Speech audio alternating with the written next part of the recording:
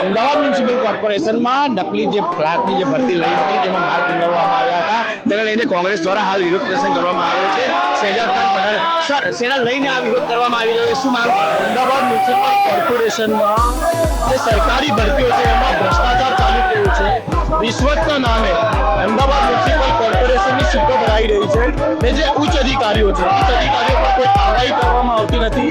Congress party આજે માંગ કરી રહી છે કે જે ટેકનિકલ સુપરવાઇઝરની ભરતીમાં જે કૌભાંડ થઈ તે રિશ્વતખોરી થઈ એમાં સતત તપાસ થઈ જોવી જોઈએ અને જે પણ ઉચ્ચ અધિકારીઓ આરજો સાથે ડેપ્યુટી મ્યુનિસિપલ કમિશનર છે એનો રાજીનામું આપવું જોઈએ.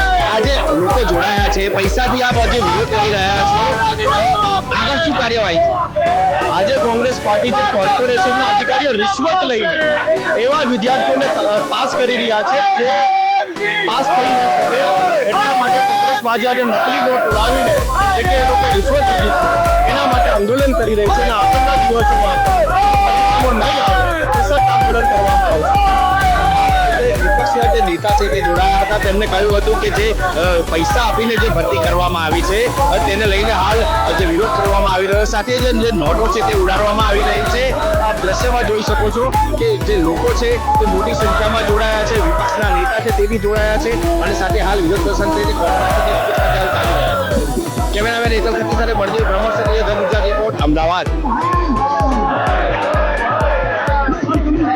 ભરતી પ્રક્રિયા મામલે જે આખો મામલો બહાર આવ્યો છે એની બાબત જે આખો મામલો અમારે શાસક પક્ષ દ્વારા બહાર લાવવામાં આવ્યો છે અને એમાં અમદાવાદ મ્યુનિસિપલ કોર્પોરેશન દ્વારા જે એમાં કમિશનરશ્રીને પત્ર લખ્યો છે કે જે પણ કોઈ અધિકારી કે કર્મચારી એમાં સંડવાયેલા હોય એમની ઉપર કડક ને કડક શિક્ષાત્મક કાર્યવાહી કરવામાં આવે અને જે નિર્દોષ છે એ નિર્દોષ ઠેર અને જે દોષિત છે દોષિત પર શિક્ષાત્મક પગલાં લેવામાં આવે અને આ રીતની ગેરરીતિ કોઈ પણ પ્રકારે અહીંયાથી ચલાવવામાં અમે માંગતા નથી.